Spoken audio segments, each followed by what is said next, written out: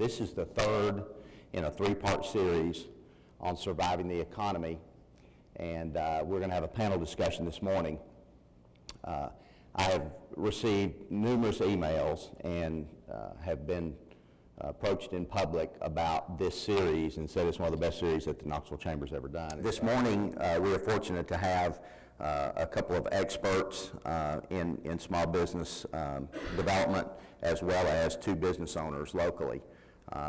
Two business owners that I know personally and also know that they have very smooth running businesses and who adapt very well to changing processes and things that are going on in the economy. And so I thought it would be very beneficial from you to hear from them what they're doing to keep their business going during these economic times.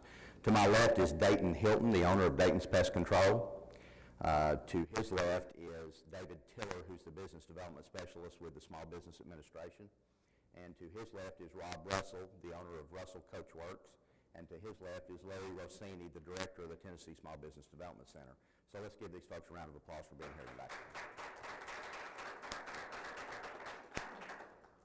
Well, as I said, this panel is going to, we're going to talk about a lot of things, hopefully, but mainly we want this panel to discuss ways to operate your business more efficiently during this economic downturn. I hope they'll talk a little bit about operational efficiencies. They'll talk about a little bit about marketing and how to do some things. Maybe they're a little bit outside of the box and some things that they do. So I'm going to start off by asking the question, particularly, I guess, of Dayton and Rob. What has the recent economy done to change your business model? Either one of you guys jump in. What it's done to change my business model is it's made me tighten up on expenses and really made me focus where my money's going. I would say a year ago we might not have done that as closely as we are now. It also makes me pay a whole lot more attention to my sales dollars.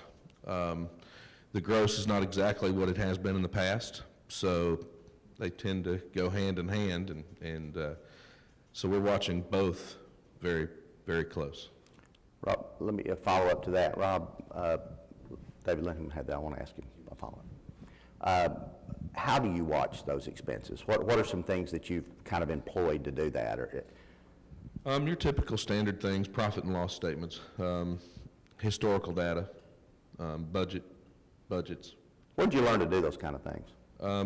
Well, I've had the unique opportunity for the past 14 years. My business, by the way, this month is 14 years old on the 23rd, and I have been a client of the Tennessee Small Business Development Center since the inception of my company. So I feel like that's been a big deal. I walked in there and probably could have, for lack of a better term, I guess, BS'd my way through a profit and loss, but I told you what I knew what it was, but I soon found out from my counselor I did not. So, as well as some other tools, but I have, I knew that I wanted to lease buses to entertainers, and I knew how to drive the bus and work on the bus and throw the money in the bank. But as for budgeting or forecasting or figuring out how to hold on to it for a rainy day, I've not thought that far ahead yet. Good. So, Dave?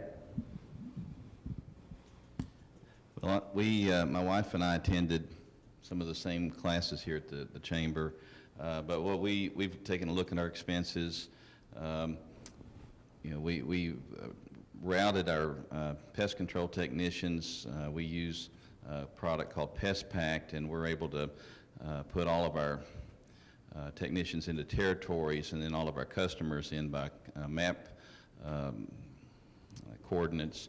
And so we do a real tight routing. We've changed some of our services in the past year where we do an outside service, and so the homeowner doesn't have to be home, and so our technicians are more productive by doing more service.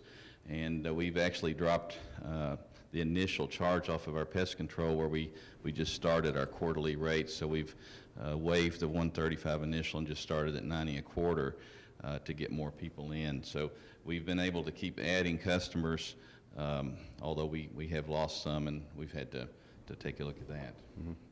So Guys, are these changes that you're making now, Rob, I think you kind of indicated that these are probably things that you wouldn't have done had the economy not made the turn that it did. So are these things now that you think you'll continue to do, or are these things that, you know, once business picks up, you may lapse back into the old way?